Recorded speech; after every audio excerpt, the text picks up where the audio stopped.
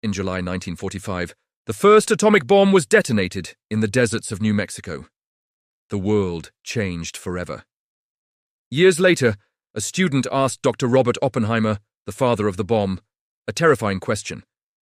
He asked, "Was the bomb at Alamogordo the first one ever to be detonated?" Oppenheimer paused. He looked at the ground, then looked up and said, "Yes, in modern times." What did he mean by that?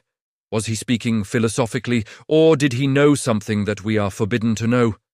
Because thousands of years before the Manhattan Project in the valley of the Indus River, a great city died in an instant. The ruins of Mohenjo-Daro still stand today, but they are wrong. They don't look like a city destroyed by time or barbarians. They look like a city destroyed by a flash of heat so intense it melted clay into glass. When archaeologists dug up the city, they found the people lying in the streets. They weren't buried, they weren't fighting. They were struck down in the middle of their daily lives, mothers holding children, men holding hands. And when scientists measured the radiation levels of these bones, they were 50 times higher than normal. Welcome to the Forbidden Timeline. Today we are going to investigate the radioactive ruins of the past. We are going to read the ancient texts that describe a single projectile charged with all the power of the universe. And we are going to ask the question, did humanity destroy itself once before? Mohenjo-Daro means the Mound of the Dead. It was discovered in the 1920s, and immediately it baffled historians. This wasn't a primitive village. It was a metropolis. It had a complex grid system, multi-story brick houses, and a plumbing system superior to many modern cities in the region. It was the pinnacle of the ancient world. And then, around 1900 BC, it vanished. The official story is that the river changed course, or there was a drought. But excavation revealed a crime scene, not a natural disaster. In a specific area of the city, 44 skeletons were found scattered on the ground. There were no signs of sword marks, no arrowheads, no scavengers had touched the bodies. They just dropped dead. In the late 20th century, researchers revisited the site with Geiger counters. The Soviet scientist Alexander Gorbovsky reported high concentrations of radiation in the skeletons. It was comparable to the radiation found in the bodies of Hiroshima and Nagasaki survivors. But radiation doesn't just stay in the bones. It changes the earth itself. Scattered across the site, archaeologists found strange black stones. Upon analysis, these weren't stones at all.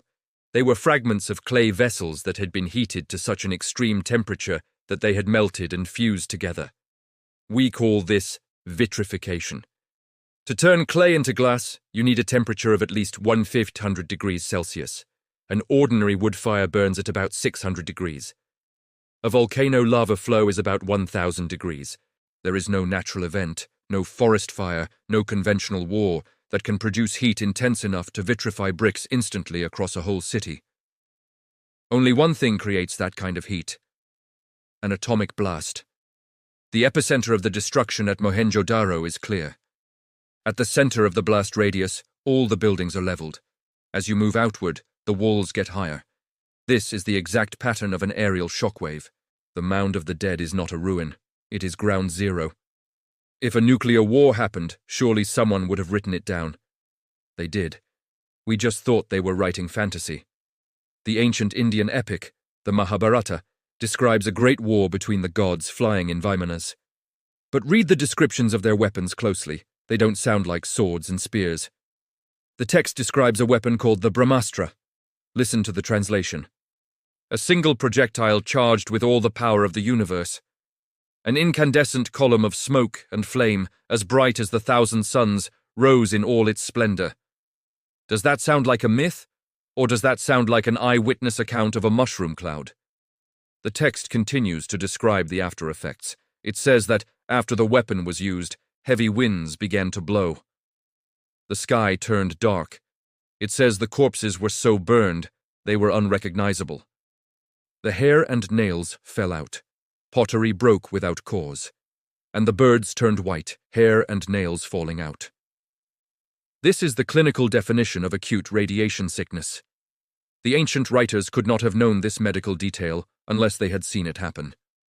But Mohenjo-Daro is not the only crime scene. In the deserts of Libya and across parts of the Sahara, there are vast stretches of silica glass. This is sand that has been melted into green glass. For years, scientists said it was from meteorite impacts. But there are no impact craters.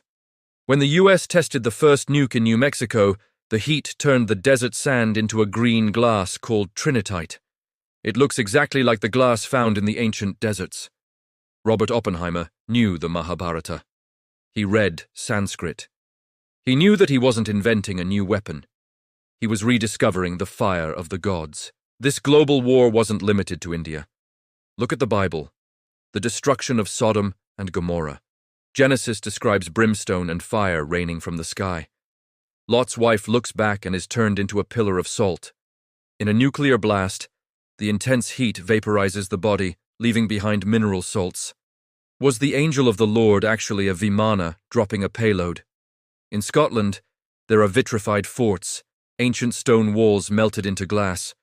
In Turkey, the ruins of Hattusa show similar heat damage. The evidence suggests a global conflict, a World War Z. This leads us to the terrifying theory of the civilization reset. We are taught that we are the first advanced species. We think we are the apex, but the timeline of the Earth is long. The Mahabharata says the war ended the previous age. The weapons were so terrible that the survivors agreed to ban them. The knowledge was hidden. The Vimanas were buried. Humanity fell into a dark age, forced to start over with sticks and stones, remembering the gods who fought in the sky only as myths. Maybe this explains why the Great Pyramid, the power plant, was shut down. If the energy network was used to power weapons of mass destruction, maybe the survivors pulled the plug to save the planet. We are walking on the ashes of our ancestors. The radioactive skeletons of Mohenjo-Daro are a warning. They are a message from the past, screaming at us across the millennia. We have rebuilt the Brahmastra. We have split the atom again. We have relearned the forbidden fire. Oppenheimer was right. It wasn't the first time. The question is, will it be the last? History is a cycle, and we are approaching the end of ours. If you want to know what happened to the survivors of this great war, you need to subscribe. Because in the next video, we are going to open the CIA's classified file on the Chan Thomas book. The book that claims the poles shift in a single day, wiping the slate clean. You do not want to miss that.